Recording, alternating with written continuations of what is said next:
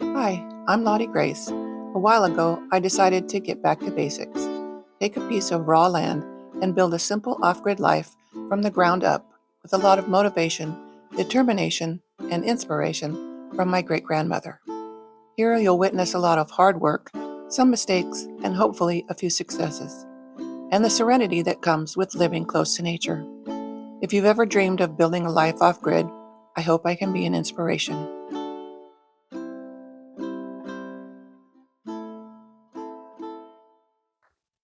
Let's talk about land. So, you want to buy a piece of the earth.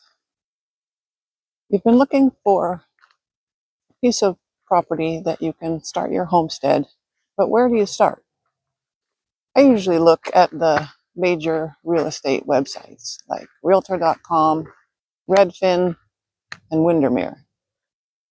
And if you want to buy recreational land in Ontario, there's a site called recreationland.org. There's also a site called Land Search, landwatch.com. Before you go searching on the internet, you need to ask yourself 5 questions. First of all is, what do I want? And your wants and needs are 2 different things. So ask yourself, what do I want? What do I really want? What size do I want it to be? How many acres? 5, 10, 20, 40, 100? How far do you want to be from civilization? Do you want to be close enough to go to the doctor?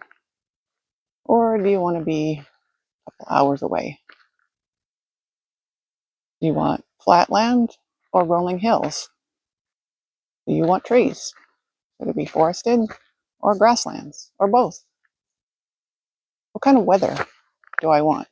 Do I want snow for 9 months of the year? Or do I want sun all year? Second question to ask yourself is, what do I need? And these are not things that you necessarily want. These are things that you absolutely have to have. Unless you're planning on going 100% primitive, you might need electricity for charging your phone for an emergency or charging batteries for your tools. How much will a solar system cost? Could be $1,000, could be more. What about water? Are you going to drill a well, or are you going to bring in 5-gallon jugs of water? Wells can cost a lot of money. I'd say a minimum of $10,000. Number 3, what is my budget? Are you going to use only the trees on your land for building, or are you going to need to buy lumber and hardware?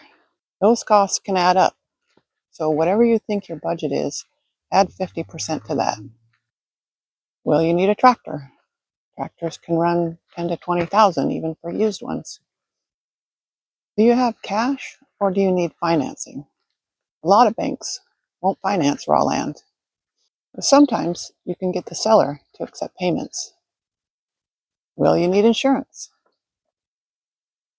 You should check with an insurance agent to see how much that would cost. The fourth question is, what are the pitfalls? Is the property you want buildable?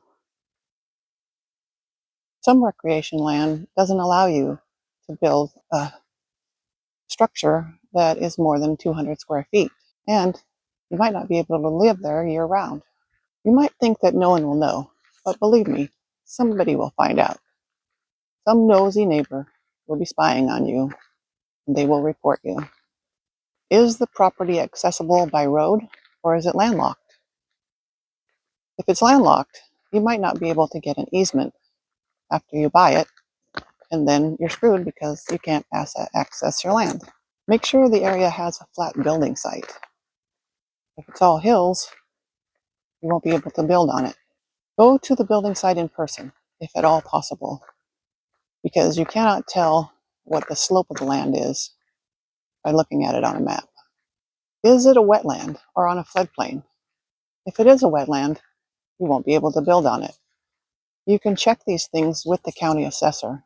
They should have maps that show wetlands and floodplains. What was the previous use of the land? Do a title search and find out if there were chemicals dumped on the land or if it was used for something nefarious. Find out if you need a permit to build. If it's in an incorporated area, permits can be expensive, and they could take months or even years, or may not get approved at all. Find out if there's any moratoriums on the property. Sometimes you're not allowed to harvest your own timber.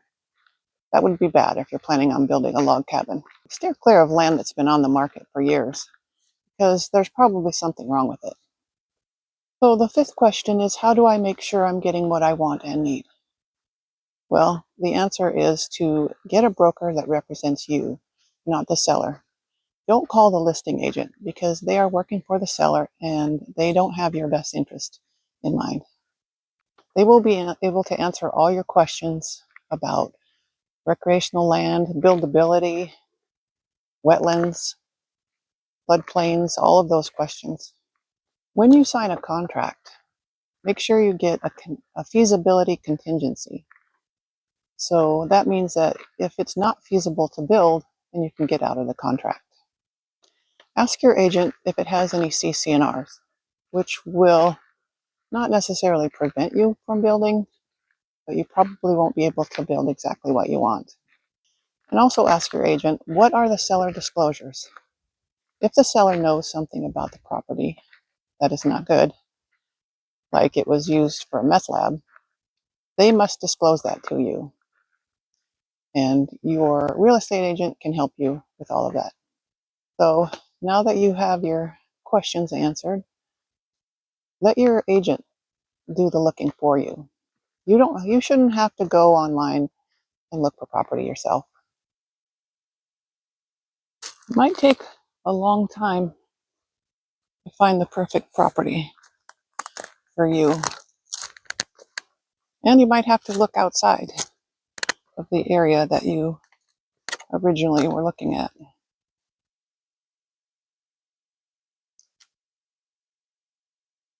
But eventually, the perfect piece of property will find you.